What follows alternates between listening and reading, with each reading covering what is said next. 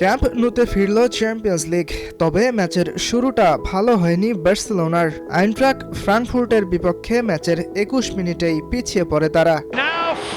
২০২১-২২ মৌসুমে ইউরোপা লিগের কোয়ার্টার ফাইনালের দ্বিতীয় লেগে এই ক্যাম্প নুতেই জার্মান ক্লাবটির বিপক্ষে ৩-২ গোলে হেরেছিল বার্সা। এবারও দেখা দিয়েছিল সেই সংখ্যা, তবে দ্বিতীয়ার্ধে মাত্র ৩ মিনিটের ব্যবধানে ২ গোল করে সেই সংখ্যা উড়িয়ে দেন জুল কুন্দে।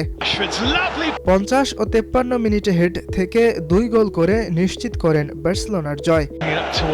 ক্লাব ব্রুশের সঙ্গে ৩-৩ গোলে ড্র আর চেলসির বিপক্ষে ৩-০ গোলে বিধ্বস্ত হবার পর অবশেষে চ্যাম্পিয়ন্স লিগে জয়ের দেখা পেল হান্সি ফ্লিকের দল।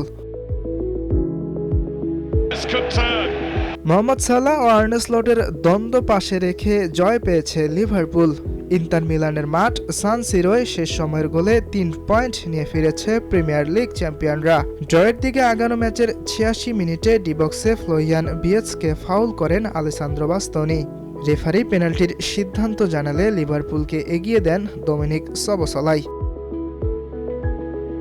আলিয়াঞ্জ অ্যারেনায় স্পোর্টিং লিসবনের বিপক্ষে আত্মঘাতী গোলে শুরুতে পিছিয়ে পড়েছিল বায়ার্ন মিউনিখ, তবে সের্গে জিনাব্রি, লেনার্ট কার্ল ও জোনাথন টাহের গোলে ৩-১ গোলের জয় পেয়েছে বায়ার্ন।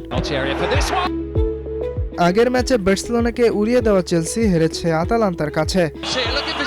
যদিও ইতালিয়ান ক্লাবটির মাঠে ম্যাচের শুরুতে ব্রাজিলিয়ান ফরওয়ার্ড জোয়াও পেদ্রোর গোলে এগিয়ে যায় চেলসি, তবে দ্বিতীয়ার্ধে ২ গোল করে লিড নিয়ে ম্যাচ শেষ করে আতালান্তা।